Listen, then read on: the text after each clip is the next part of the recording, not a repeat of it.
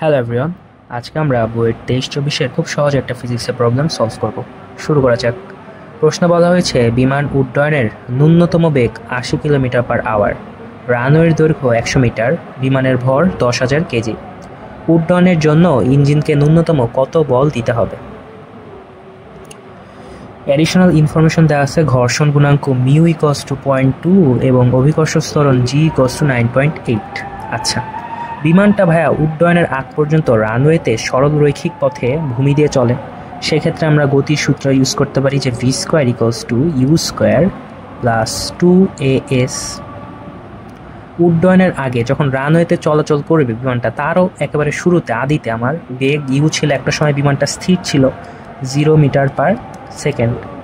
আচ্ছা, উড্ডয়নের আগ মুহূর্তে ন্যূনতম বেগ ভি ইকুয়ালস টু হবে, শেষ বেগ ইকুয়ালস টু হবে 18 কিলোমিটার পার আওয়ার। আমরা যদি এটাকে মিটার পার সেকেন্ডে নিই আমরা পাই 22.22 মিটার পার সেকেন্ড।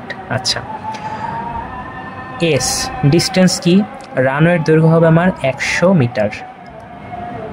আচ্ছা, তাহলে আমরা এ কত, এ আমরা বাইর করব। তাহলে এখান থেকে আমরা এ বাইর করব। যদি হিসাব করি আমার এ আসে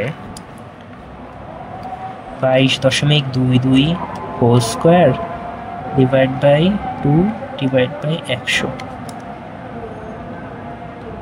এ কষ্ট আসে 2.468 metre per second.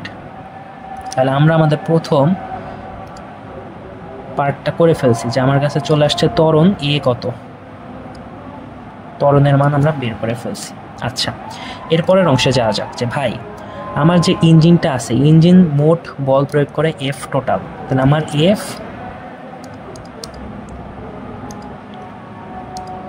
F total force আমার ইঞ্জিন প্রয়োগ করে, ঠিক আছে।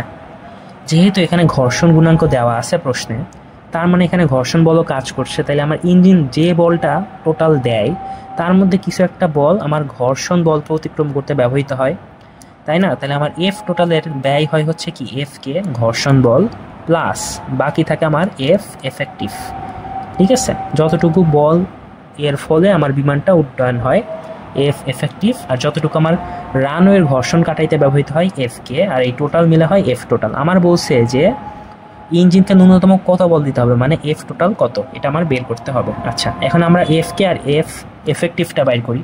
তাহলে ভাই এফ কে কি? মনে করো আমার একটা ভূমিতে একটা বস্তু আছে, এই বস্তুটার ভাই নিচে ওজন কাজ করে mg, আর তারই বিপরীতে সমান পরিমাণ প্রতিক্রিয়া বল কাজ করে, যার ফলে বস্তুটা সুস্থিত থাকে, ঠিক আছে।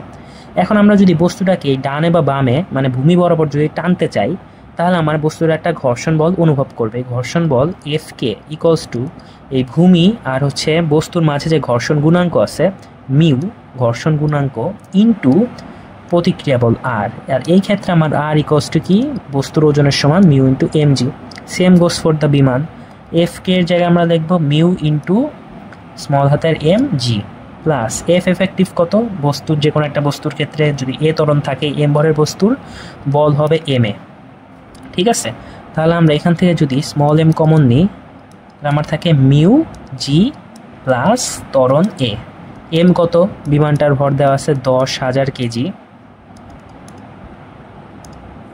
10,000 কেজি।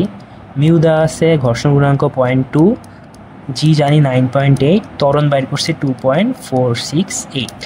এটা যদি আমরা হিসাব করি তাহলে আমার কাছে আসে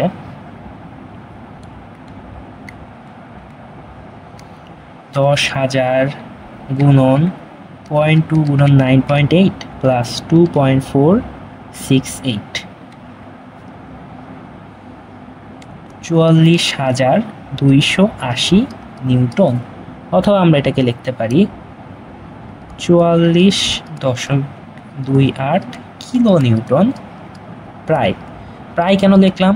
এটার কারণ হচ্ছে অনেক আগে আমরা যে ত্বরণ বাইর করছিলাম, ত্বরণটা দশমিক আসছিল, যেটা আমার কি ছিল, প্রায় ছিল আসলে। আচ্ছা, তাহলে আমরা মোট বের করলাম কি যে ইঞ্জিনের ন্যূনতম আমার কত বল, এত বল থাকা লাগবে, এবং যখন ন্যূনতম এত বল থাকবে সেই বলটা দিয়ে সে প্রথমত ঘর্ষণ বল অতিক্রম করবে রানওয়ের, তারপর হচ্ছে উড্ডয়ন করতে পারবে, ঠিক আছে। আই হোপ এই ম্যাথটা তোমরা হচ্ছে সবাই বুঝতে পারছো। আর কোনো প্রশ্ন থাকলে তোমরা কমেন্টে জানাইতে পারো অথবা আমাদের টেলিগ্রাম গ্রুপে জানাইতে পারো। Thank you very much.